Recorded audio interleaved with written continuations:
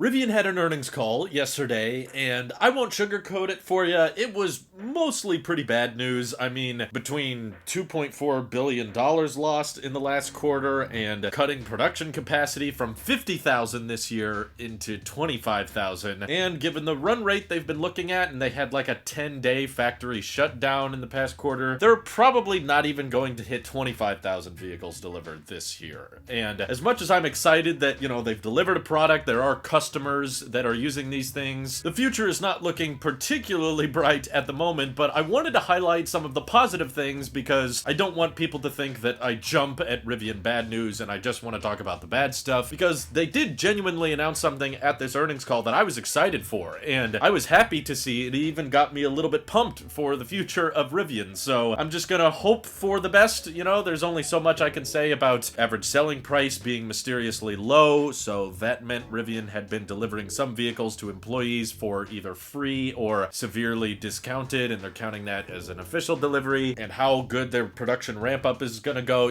there's so much I don't really know, but one thing that they have told us and come forward with more information on that I'm excited about is the switch of a lot of their vehicles to lithium iron phosphate. So I have a Tesla with lithium iron phosphate chemistry, and it should be getting here in the next couple months, and Rivian is now saying that they want to start switching to this chemistry across a couple of their vehicles. So primarily the standard pack, which they said they expect to exceed 260 miles of EPA estimated range, which is obviously not as far as their current options with the large pack that is supposed to go around 316 miles per charge, and that is using traditional 2170 cells with the nickel-based cathode. That, of course, is probably going to continue to raise in price because nickel prices are off the charts right now. But they also said their electric delivery vans, they want to switch to lithium iron phosphate because the range does not need to be particularly high for those vehicles, especially because they're mostly driven within cities, and that means that they don't spend a lot of time at high speed on the freeway. And their primary reason for going with this chemistry, I think, is a very good one that I hope Rivian talks more about in the future: cost savings. Basically, the iron-based cathodes are far more easy to produce, and over time I think we're going to see a lot more lithium iron phosphate production for battery cells in the future, because more and more companies are going to start realizing that this cheaper chemistry, even if the energy density isn't as good and it weighs quite a bit more than traditional 2170 cells that are using a nickel-based cathode, these can be charged to 100%. And I don't think enough EV companies bring that up. Like, yes, normal batteries with the nickel-based cathode, you can charge them to 100%, but you're not supposed to do it regularly. And that's why I just want to remind people that the Rivian R1Ts are most of the time going to be charged up to 80%, not 100, especially when you're charging from home, and even when you go on road trips and stuff. You're typically not going up all the way to 100%, you're just being charged up enough until you can make it to the next charge stop. So if you're charging up a large pack Rivian and you're charging it to 80% every day, that actually only gets you to about 250 miles of range from the house. And okay, maybe once in a while when you want to prep for a road trip, you top it off at 100%. But if Rivian's estimates are correct, and once this standard battery pack starts entering production, these will allow customers to charge their Rivian to a full 100% every single day. That means that you'll be actually getting more range from the house at the start of every day than the traditional large pack. I'm not saying that the nickel-based batteries don't need to exist anymore, because obviously if you're towing with a Rivian, your range is going to get cut in half. And of course, some people are going to appreciate that longer range, especially if you're using your Rivian in the winter. But I don't think it's necessarily everyone that's going to be towing or be in extremely cold climates. Definitely more warmer places of the world, or places that are more tropical or have warmer weather, I think would appreciate the lithium iron phosphate a lot. And it's a great idea for Rivian because that helps them make their vehicles more affordable, and it helps them have thicker profit margins. What gets me excited is this is the first time we're hearing about lithium iron phosphate going in a vehicle with 2 motors instead of 1. Pretty much the only vehicles Tesla has ever built with LFP are the Model 3 and Y rear-wheel drive, both of which can go,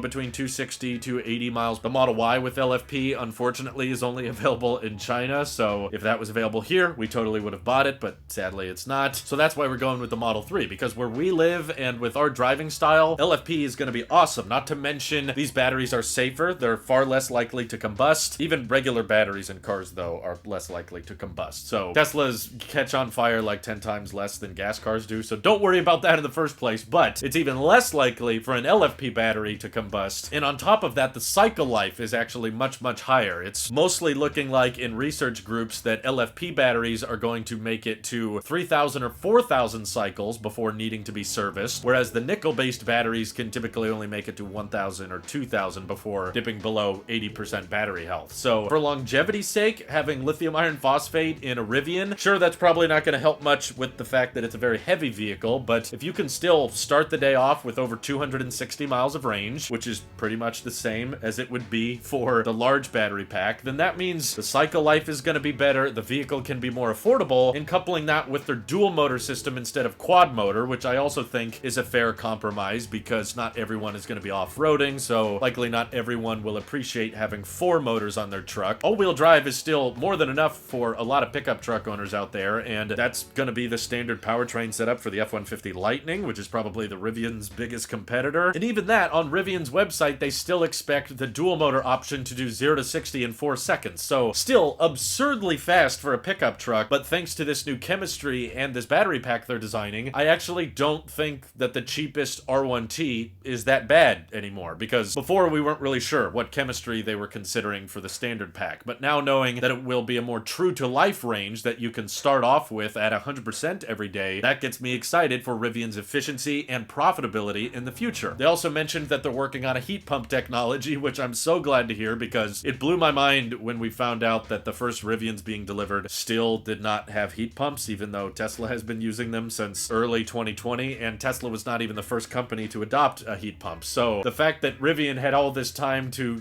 iron out their production models and their prototypes and had now started mass production of their trucks and they still don't have heat pumps, that means essentially if you want to use the HVAC in the winter, it consumes a lot of power and it does not help with your range or efficiency. So what got me excited in this earnings call is Rivian putting more emphasis on how do we make these vehicles cheaper to build and how do we get more range out of less cells, which I do think matters, especially when you have a backlog this long. And according to them, they said pre-orders didn't slow down after the price hikes that hit on March 1st. I personally found that very hard to believe, but it's possible maybe even before the price hikes they weren't getting that many reservations. I don't know, but I'm glad to hear, at least according to them, that demand is not slowing down in any way. But when you design vehicles inefficiently and you don't prioritize making the best use of every cell you can, then that results in your backlog growing. And because there's always going to be a shortage of batteries, at least in the near term, and a shortage of chips, finding ways of taking out complexity and making the design more streamlined and making it more simple so that you can build more vehicles and you can actually scale up production and deliver to your tens of thousands of reservations on hold, that's a good thing. That's how you preserve profitability, and that's how you secure your company's future and ensure that you will have success. It's not necessarily just about making a big profit, but if you don't make a profit, then you're not going to exist and you're not going to be able to make great products for customers. So I'm very happy about those two parts of the announcement. Of course, I was very bummed by the cut in production capacity estimates, the fact that they're burning through so much cash. I really don't think they should be working on a separate facility and a second factory right now. I think all of their on-hand capital and on-hand cash should just go towards ramping and just figuring out how to build their trucks for cheaper. Same with the R1S. But it did kind of blow my mind when you think about it. They reported as of March 8th, they have like 83,000 reservations, yet Amazon has still technically ordered more delivery vans for them. They're still waiting on 100,000, and Rivian won't say how many delivery vans have been delivered yet. So that does kind of tell us a little bit about what Rivian has to prioritize, because technically Amazon is a bigger customer than all of the R1T and R1S reservation holders combined. But the good news is they want to switch to lithium iron phosphate on those vans, and Rivian says it should result in about the same range as before, which I assume Amazon is fine with, and that means it'll be cheaper for Rivian to build those delivery vans, and they won't have to take away precious nickel-based batteries from the R1T and R1S line, which for the next couple years are still going to be nickel-based batteries, by the way. They said that they wouldn't start production or deliveries of the standard battery pack until like end of 2023 or 2024. So we've got a ways to go until they start making these more affordable options. But honestly, because I'm sure the price of the Cybertruck is going to be higher than we thought, and the F-150 Lightning has to be $74,000 to get 300 miles of range out of it. I actually don't think $67,500 for an all-electric pickup truck with all-wheel drive, and sure, only 260 miles of range or so, but because you know the cycle life is high and you can charge it to 100% every day, that makes me feel like it's a tad more worth it, and